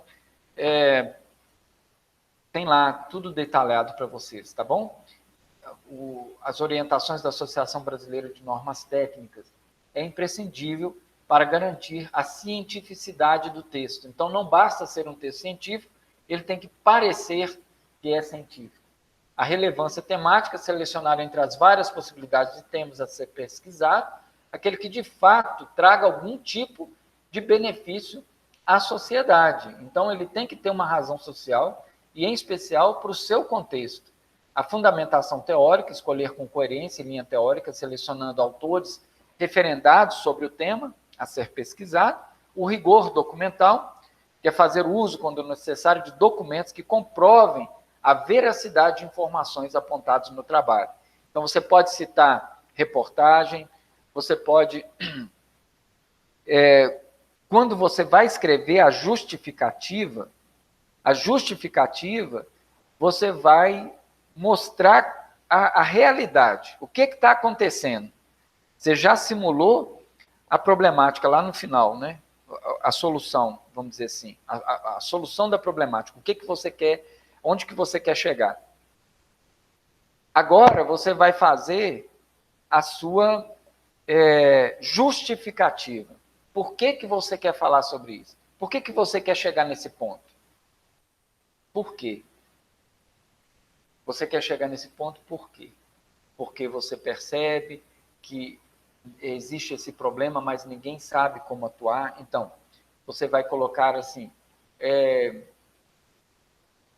com base na dificuldade que se tem, que os professores ou que profissionais têm para trabalhar com tais e tais aspectos do espectro autista em sala de aula ou em clínica ou no contexto familiar, no ambiente familiar, depende do foco que você vai dar para o seu trabalho, né? Percebe-se, ou ficou comprovado, segundo reportagem do dia tal, não sei o que, pelo o canal o meio jornalístico, né? O segundo jornal tal, no dia tal, publicou uma pesquisa onde revela que X% das crianças no contexto familiar, as crianças com espectro autista no contexto familiar não recebem os cuidados devidos e têm os seus problemas agravados, né, os seus sintomas agravados ou diminui a sua qualidade de vida. Portanto, é preciso trazer as referências teóricas que embasam o trabalho do profissional para a elaboração de dinâmicas e atividades mais adequadas e também formular uma orientação aos pais e profissionais para que seja amenizado essa problemática ou esse problema relatado na pesquisa tal, tal e tal. Entendeu? Então, essa é a justificativa. Aí, a partir daí, você vai começar a trilhar o primeiro tópico, o segundo, o terceiro, o quarto tópico, se tiver mais ou menos, e vai chegar na sua conclusão. É rapidão. É rapidão e é muito bacana. A impessoalidade é importante, redigir o trabalho na terceira pessoa do singular ou na primeira pessoa do plural. Objetividade. A linguagem objetiva deve afastar as expressões eu penso, eu acho, parece-me, que dão margem a interpretações simplórias e sem valor científico. Isso durante o texto, tá bom? Agora, na conclusão, cabe, você pode colocar. O estilo científico, a linguagem científica, ela é informativa, de ordem racional, firmada em dados concretos, na qual é possível apresentar argumentos de ordem subjetiva, porém dentro de um ponto de vista científico. Então, você está vendo que na sala de aula está tendo esse problema, ou que na sua escola tem esse problema, mas você não vai reclamar como pessoa, como professora. Você vai trazer essa argumentação para a discussão científica. Esse é o desafio. O vocabulário técnico, a linguagem científica, serve-se do vocabulário comum, utilizando com clareza e precisão. Mas cada ramo da ciência possui uma terminologia técnica e própria que deve ser observada. Tá certo? Vocês estão observando que nesse texto, nessa apostila, os parágrafos, eles são de no máximo 5, 6 linhas. Eu não construí aqui parágrafos muito extensos, porque é assim que tem que ser, para a leitura não ficar cansativa, tá certo? Então, olha assim, de 3 a 6 linhas cada parágrafo. Tá? Os recursos... Sim. Pois não, pode falar. Não, é porque está dando para perceber mesmo. Isso. Então, quando vocês verem a apostila, você vai ter a sensação de que ela é leve e que você lê rápido. E isso é importante. Também trazer um raciocínio específico para cada parágrafo. É por isso que rapidinho você faz 3 páginas. Rapidinho. Os recursos ilustrativos como gráficos, estatísticos, desenhos, tabelas, são considerados como figuras e devem ser criteriosamente distribuídos no texto, tendo suas fontes devidamente citadas, né? Então, não é bom que se encha muito de figuras, embora possa colocar, né? Mas quando colocar, deixa eu trazer uma aqui no livro. Por exemplo, olha, aqui tem uma figura de um livro de desenho, tá vendo? Então, ele ocupou um espaço e tem uma referência. Ela pode ser colocada assim. Deixa eu ver se tem outra aqui nesse livro. Aqui, por exemplo, traz a figura de um desenho dentro da página. Tá vendo? Figura aí de um desenho dentro da página. Então, ela pode ser colocada, mas não deve ser colocada dessa forma. Aqui tem 2 desenhos ocupando uma página. Tá certo? Então, assim, não é de bom tom que você coloque imagens grandes para ocupar a página. Eu pedi um texto de um artigo de 3 páginas, a pessoa me mandou uma página só de gravuras.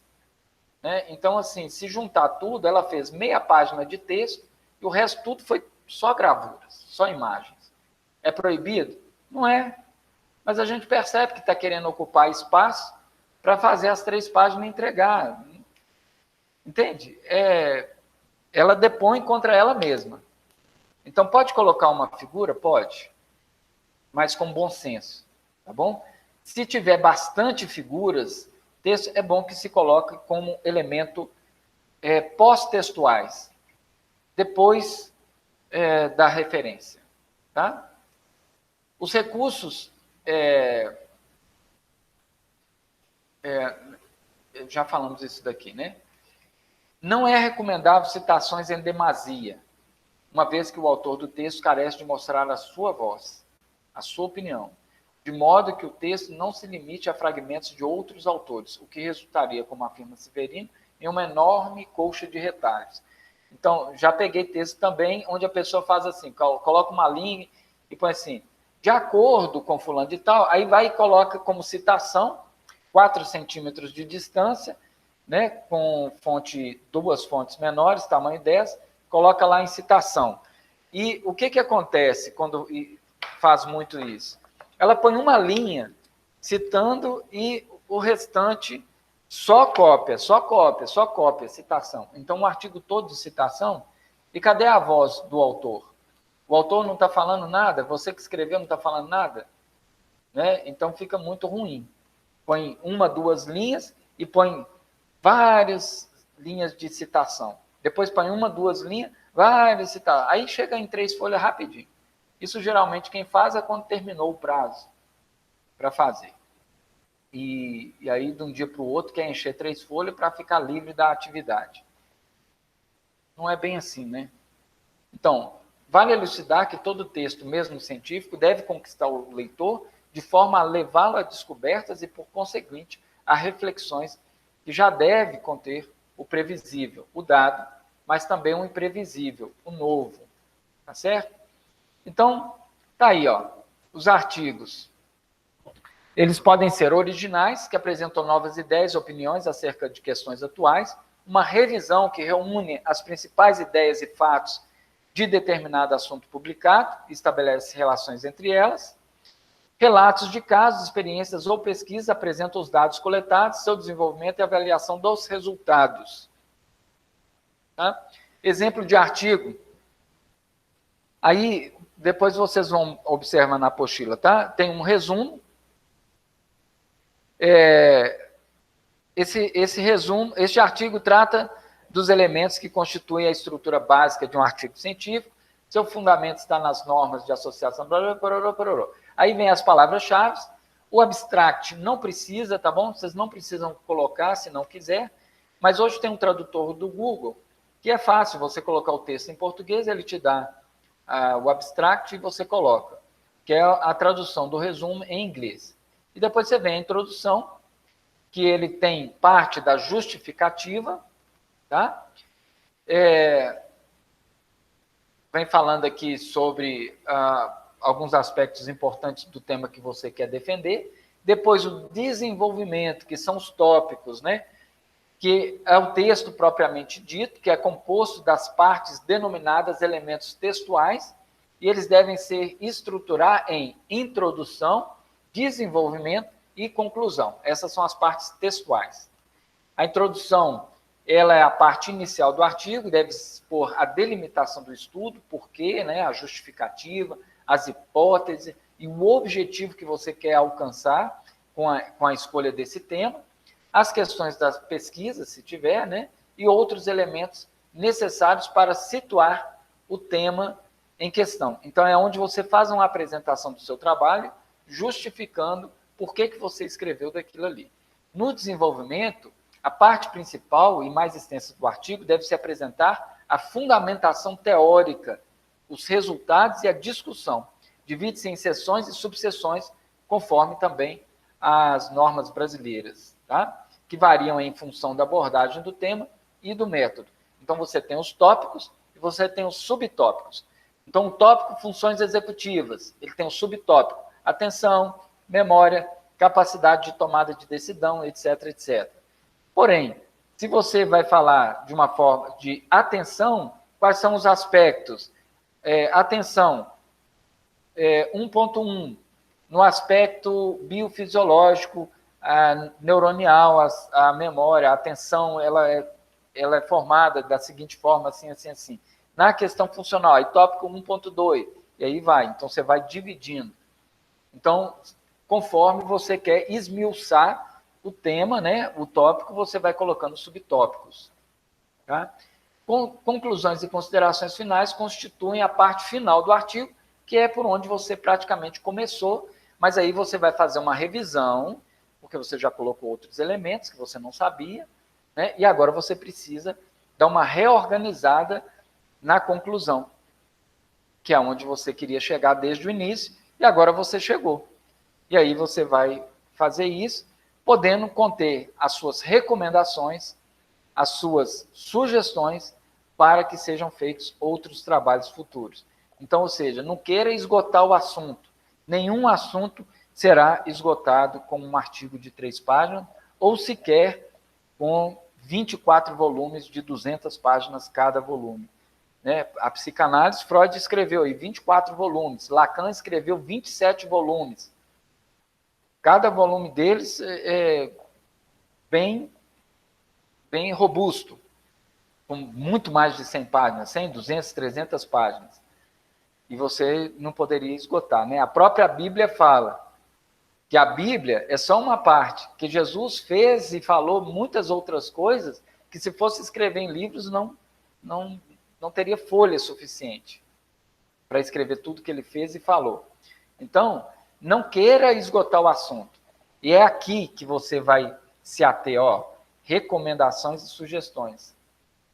Esse é o canal para você parar de falar em um determinado ponto do seu trabalho e não ficar com aquela sensação de que não acaba, não acaba, não acaba nunca.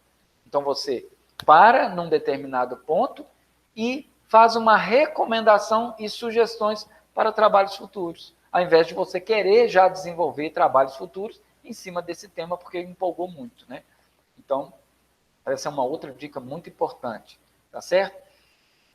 Na redação do desenvolvimento, pode ser necessário incluir algumas ilustrações e tabelas, fazer citações e inserir indicação da fonte consultada, ou incluir notas e outras observações. Nesses casos, há algumas considerações a serem observadas, né? Para ilustrações, aqui eu estou dizendo, quadros, figuras e fotos, como é que você deve fazer, elas têm que ter figura 1, figura 2, figura 3, e tem que ter as citações.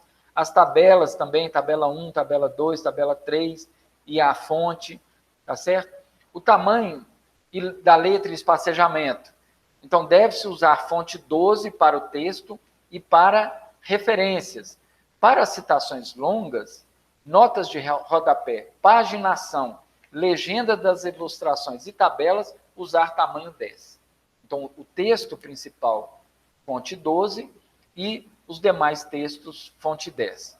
Além do texto propriamente dito, o artigo ainda deve conter elementos pós-textuais. O que são os elementos pós-textuais?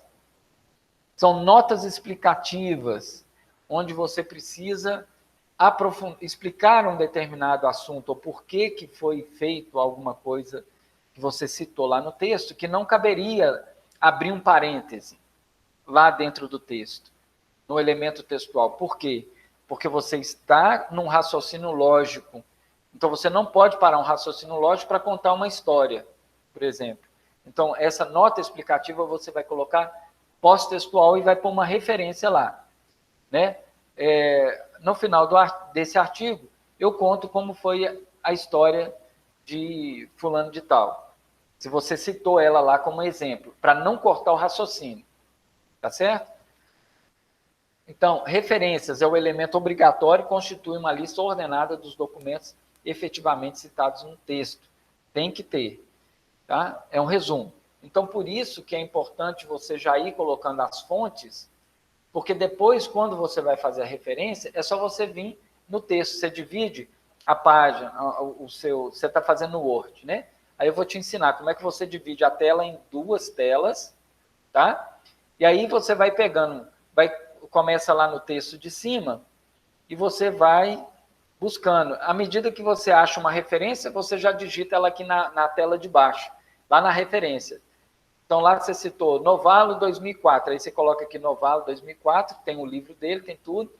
Aí depois você passa para outra na de cima, aí você já vai fazendo a referência, para não ficar doidinho atrás de livros. Por quê? Porque o coordenador ele vai olhar as referências e vai ver se está lá no final. Entendeu? Então é importante fazer isso. Então tem um jeitinho, né? Tem uma dica aí muito interessante. O glossário ele é elaborado de ordem alfabética, né? Pode ser colocado ou não. O apêndice, que é o índice, né? O elemento opcional, é um texto ou documento elaborado ao autor ao fim de complementar o texto principal. São identificados por letras maiúsculas consecutivas, travessão e respectivos títulos. Esse apêndice aqui, na norma de 2002, ela trazia de uma forma, foi modificado, mas a gente ainda mantém. Não tem necessidade, tá? O apêndice, na verdade, é como se fosse um índice remissivo. É onde você pode buscar algum tópico com base numa palavra, vamos dizer assim. Os anexos, elemento opcional, texto ou documento não elaborado pelo autor, a fim de complementar, ilustrar e ou comprovar sua argumentação. São identificados por letras maiúsculas, consecutivas, etc. E agradecimentos. No caso da monografia, pode fazer. No caso do artigo, não precisa, tá? Não precisa colocar agradecimento. E a conclusão, a elaboração do artigo, que é aquilo que eu te falei, é aqui que você vai observar primeiro. Você vai começar do final. É a forma dinâmica de divulgar os resultados de um estudo, de uma pesquisa, de um periódico específico. O cuidado na apresentação da linguagem e na formação do texto garante sua clareza e credibilidade. Então, é por aqui. As referências, tá vendo aqui, ó, ABNT, informação e documentação, artigo, aqui é a forma, já é a referência própria aqui desse texto, né? Falando também do glossário, exemplo de glossário, apresentação, abreviatura, e aqui tem vários detalhes que a gente não precisa se ater agora, né? Sim, aqui ele colocou o glossário como explicação de alguns termos que o leigo, né, a pessoa que está lendo, talvez não saiba. Então, isso é utilizado quando você faz uso de palavras técnicas. Vamos supor que as fonoaudiólogas aqui da turma está escrevendo o seu artigo científico e ela vai usar muitos termos da fonoaudiologia. E que o leigo, aquela pessoa que não é fonoaudiólogo, ele não entende, ele não sabe. Então, é bom que ela faça um glossário para mostrar o que ela quer dizer com aquela palavra. Da mesma forma, o pedagogo pode fazer, ou o médico, ou o terapeuta ocupacional, né? N profissionais vai poder fazer conforme a sua área de atuação. Então, aqui, por exemplo, o que seria elementos pós-textuais, né? Então, aqui está, elementos que complementam o trabalho. Eles vêm no final do texto principal, né? Então, é uma explicação daquilo que você falou. Se você usou o termo lá, epígrafe, então, folha na qual o autor apresenta uma citação seguida de indicação de autoria relacionada. E por aí vai. O que você quer dizer com aquilo que você disse ao longo do texto? Tá certo? Então, basicamente isso daí. Você tem todas as informações que vocês precisam nessa apostila, está bem sucinta, foi feita com base na metodologia científica, foram 24 páginas escritas assim de uma forma tão tranquila, tão fácil, tão rápida, que a gente nem viu que deu 24 páginas, eu não tinha visto, incluindo capa e tudo mais. Né? E foi feita de uma forma muito metódica. Se você quer ter um exemplo de artigo, está aí um exemplo nessa própria apostila, está aí as normas da ABNT, Está aí todas as orientações que você precisa para construir o seu artigo. E agora é só você ler. Eu vou pedir que leia primeiro, tá? Leia primeiro essa apostila, é bem fácil, bem tranquila. Vá arriscando ou vá fazendo, se você for ler digitalmente, leia e faça anotação à parte. Ou no Word, ou você faça uma anotação à parte no seu caderno e depois agenda comigo. Ou, se quiser, mande as suas perguntas lá no grupo, no grupo específico, né, de TEA, ou pode mandar para mim aqui no meu WhatsApp diretamente, ou, se você preferir, agenda comigo uma videochamada, porque aí eu vou te atender e eu vou tirar as suas dúvidas, tá bom? Então, isso exclusivamente para os aspectos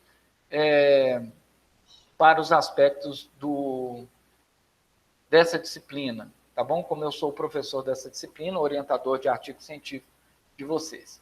Outras questões que precisarem, por exemplo, de secretaria, vocês podem mandar um e-mail para o pedagógico@uniciad.com.br. A estrutura física foi fechada, mas nós estamos atendendo de uma forma muito pontual algumas necessidades, algumas demandas, né, através desse e-mail, e na medida do possível nós estamos atendendo a todos que entram em contato, tá bom? Com as condições que a gente tem agora, para que a gente possa concluir com bom êxito essas 2 últimas turmas e também concluir as pendências de alunos de turmas anteriores, que provavelmente vão ver esse vídeo, então já deixo o recado aqui. Os alunos de turmas anteriores, que já têm 2, 3, 4 anos que não entregam artigo científico, a gente já enviou vários e-mails, sempre que termina uma turma, a gente envia os e-mails, solicitando que providencie a documentação, né? Precisa a parte documental, a parte didático-pedagógica, que são as aulas, tem que fazer reposição se tiver perdido alguma aula, e a parte financeira, tem que concluir. Então, a partir de 6 meses, fecha, depois de 6 meses que terminou a última aula, fecha aquela turma e vai tudo para arquivo. Então, até 6 meses não precisa fazer rematrícula. Depois de 6 meses tem que fazer rematrícula, tá certo? Então, a Uniciad, ela não tem estrutura física para atender, estamos atendendo online e vamos atender por um tempo limitado, eu acredito que no máximo até final de 2021.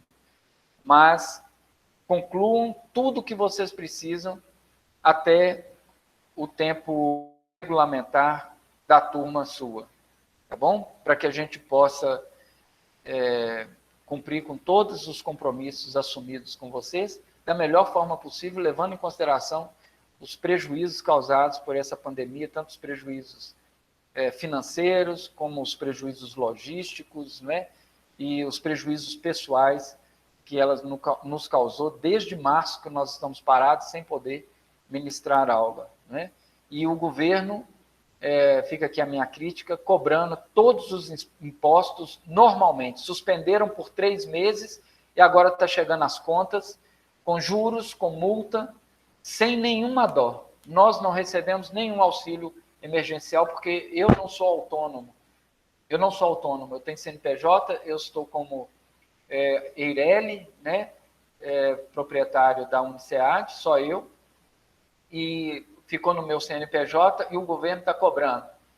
Só da vigilância sanitária, eles estão me cobrando R$5.000 de 1 ano para a gente poder ter sala de aula, ar-condicionado, essas coisas todas. A empresa está fechada, eles estão cobrando isso. Isso vai ser cobrado com juros, com multa, e durante 20 anos eles me endividaram, o governo me endividou por ano, pelos próximos 20 anos, né? Porque eles são bem tranquilos em cobrar e dividir essa cobrança, né?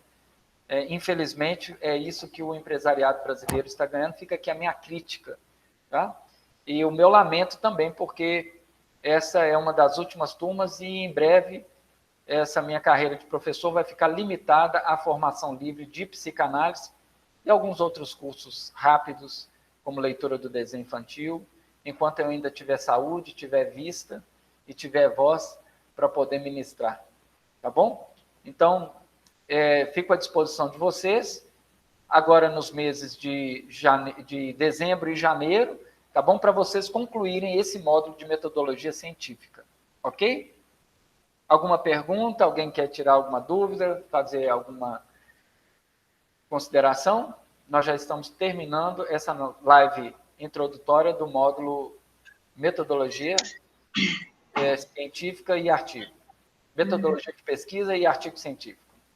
Então, tá. Ficou combinado assim, né, Chafico? Você vai enviar para nós essa apostila aí, e para a gente poder ter a base para poder fazer o artigo.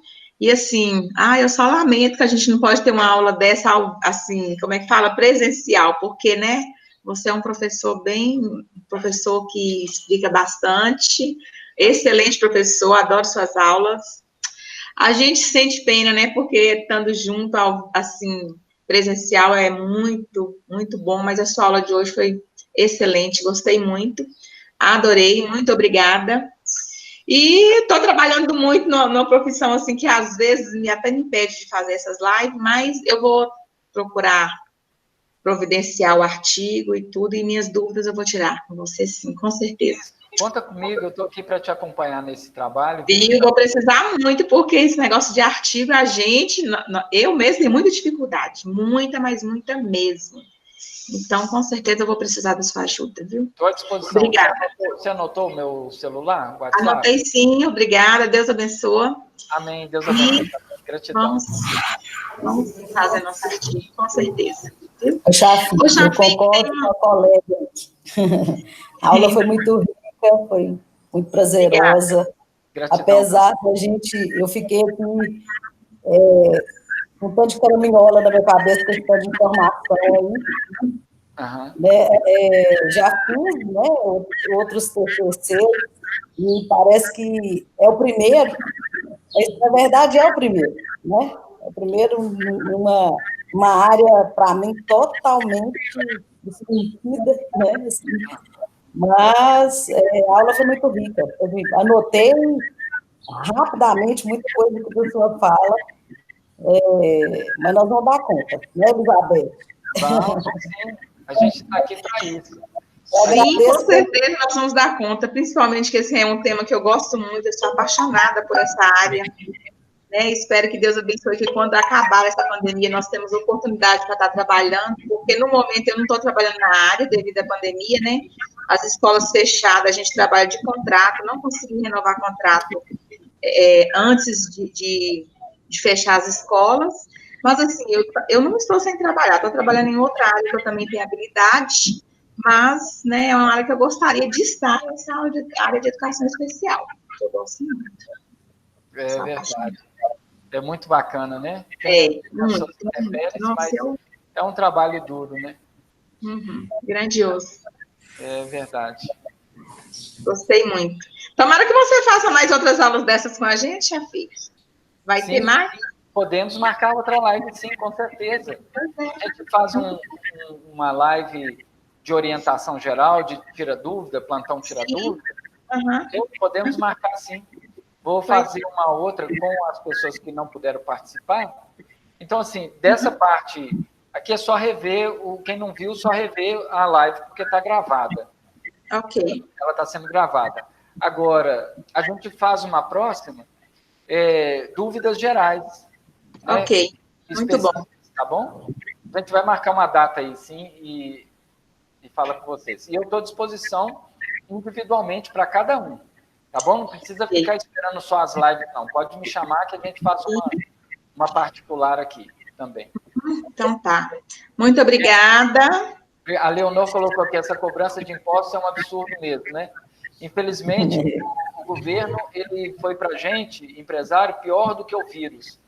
E acabou matando a minha empresa, que ela nasceu de um quarto meu, de um computador pequeno que eu tinha em Brasília, né, na casa onde eu morava, com o meu primeiro curso, há aproximadamente 17 anos atrás.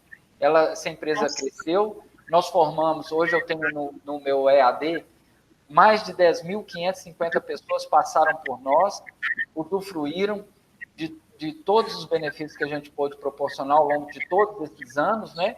E agora, esse ano, a empresa colocou o pé no pescoço, degolou a empresa de forma que a gente não conseguiu ficar com ela aberta, pagando as despesas sem poder fazer o que a gente faz, né? Então, não tem renda, a gente não recebe dinheiro do governo, e sem a entrada de dinheiro, a gente acabou não conseguindo manter a empresa, e agora perdi todo o meu patrimônio dos últimos 10 anos, que foi construído, casa, carro, tudo que tinha, mas vão-se os anéis, ficam os dedos, né? Isso aqui fica de... Mas você é uma pessoa muito inteligente, Chafik, você vai superar isso. Eu estou querendo registrar aqui, Gisele, em função da falta de valor que o governo dá para a área da educação, para os professores. Professor não tem valor. Isso é visivelmente, né, Chafik? Bem visível para todos. Foi negado o auxílio emergencial, eu não pude contar nem com esse valor, tive que contar com a ajuda de irmãos, de familiares, para a gente poder sobreviver, e principalmente de vocês, que, apesar de tudo, ainda confiaram em mim, confiaram na gente, e mesmo vendo a empresa fechando as portas, vocês ainda insistiram na nossa palavra, no nosso valor, e era para a gente ter sumido no mapa, né, e não dar mais continuidade em nada, porque a gente tinha uma justificativa legal, motivo fortuito, mas nós estamos aqui, eu estou aqui, em endereço, ao vivo, tentando honrar os compromissos na medida que a gente consegue, e nós vamos conseguir terminar todas essas turmas. Muito obrigada por isso, Chafik. Obrigada, agradeço mesmo. Gratidão aí por tudo, pela sua empresa é uma empresa de credibilidade, não só a empresa, mas você, né? Porque a empresa não é só o físico, a empresa é uma pessoa por trás da empresa. Então, assim, vocês oferecem essa credibilidade, por isso que nós confiamos em dar continuidade ao curso. Isso mesmo, faço minhas palavras da Elizabeth. Eu mais do que... A gente só colhe o que a gente planta, né, Elizabeth? Sim, isso a gente vê na pessoa do Chafik não somente o físico da empresa, né?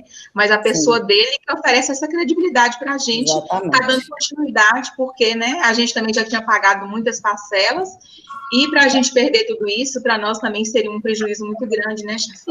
Apesar das suas dificuldades, você ainda está oferecendo para nós essa oportunidade de estar terminando o que nós começamos, né? O que nós iniciamos, né? Então, para a gente é muito valioso. Prejuízo todos nós tivemos. Exatamente. Mas quanto mais a gente puder amenizar esse prejuízo, melhor para todo mundo, né? Porque com certeza, com certeza. Nenhum de nós queríamos que isso acontecesse dessa forma, e agora é um ajudando o outro. A gente vai conseguir. A Gisele estava falando... essa questão da credibilidade, eu, como professora da Uniciad, eu tenho como, né, tá validando aí a questão do professor Chafik, porque sei, conheço e posso falar pessoalmente, né, professor? Trabalha tantos anos com ele, tá? Idoneidade, de tudo. Não tenho...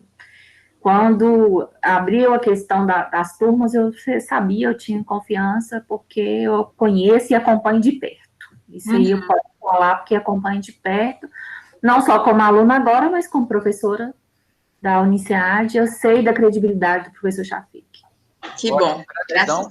E quero registrar aqui também a minha gratidão a Leonor, a professora Leonor, que é diretora de uma das maiores escolas aqui da região, né, escola renomada, com um método inovador, e que abriu as portas da escola dela para essa parceria com a turma daqui, e que manteve também essa parceria com a gente, né, e se mantém no curso. A professora Leonor, que está aqui presente na live, né, Leonor Neves, eu fico muito grato à credibilidade e à continuidade dessa parceria, até que a gente possa concluir todos os nossos compromissos aí com vocês, tá bom? Esse é um compromisso meu pessoal. Gratidão a todos vocês, tá? Ok. Obrigada.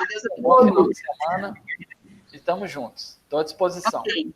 Com certeza. Obrigada, professor. Obrigada, gente. Boa tarde. Ei, boa tarde. Obrigada por... Boa tarde, gente. Fique com Deus. Amém. Amém. Até a próxima. Até a próxima. Próxima, se Deus quiser. Sim.